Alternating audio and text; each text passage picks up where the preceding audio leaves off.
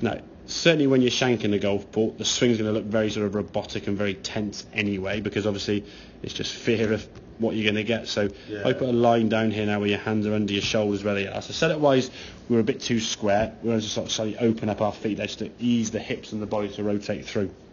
With the left down one as you go back here now, club goes back, a little bit on the inside and a bit hooded. You've hinged your wrist nicely. Now in that feel of hinge, because you're not turning your body and clearing your hips out of the way this way, the club now has only got one way to go. It's going to go this way, to the right. So as you come back to the golf ball, your hands now have worked back into that yellow line, hosel the golf club, and then it's to shank off to the right.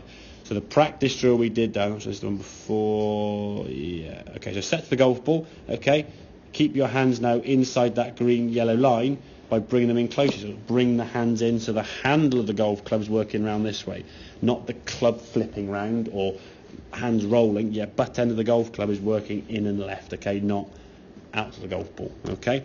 Then as you set to the golf ball, make some swings there now, swing the club back, hands can work back in, middle of the golf, go back in, middle of the golf ball now on the club face, and when you finish this swing now, bit head down more than we want, but at least the lower half moving. Now that club, you can see now, can start moving around to your left, so the butt end of the club's gone, whereas this one, when you swung through, look where your arms are going there.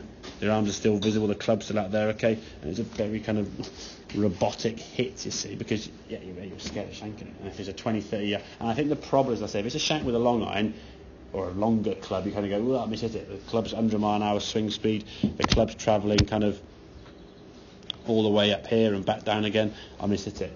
When you're chipping at 20 yards, you're like, in your own head, you think, I've just covered 400 yards or whatever in 2 shots. This should be the easiest shot of the 3, or a shot that should be manageable, at least better get on the green. And as you said, you're more accurate from 100 yards with a wedge full than you are from 20 yards chipping the side of the green. But for you as a feeling then, when you do your practice swings to the side of the ball, so if you've got the golf ball here, set up to a golf ball that's there and try and hit it there. So you miss the ball completely as a practice swing. And then when you set the golf ball, you maybe do a few sort of small little images there, and then feel the hands, say, working in. Hands in, keeps the hands under the shoulders. When you did your one-handed swing with your right hand, it was the most fluid under the shoulder movement you've seen. When you've got 2 hands on, it's a bit like the arms are kind of like waving and wandering. And a lot of that just comes from the tension in your arms, which comes from the frustration of it in shots, which means your grip pressure gets tighter, and then your arms just can't function and move. So looser the grip pressure, feel those hands and arms working into the butt end, or the butt end of the club, and your hands working into your left pocket there, okay?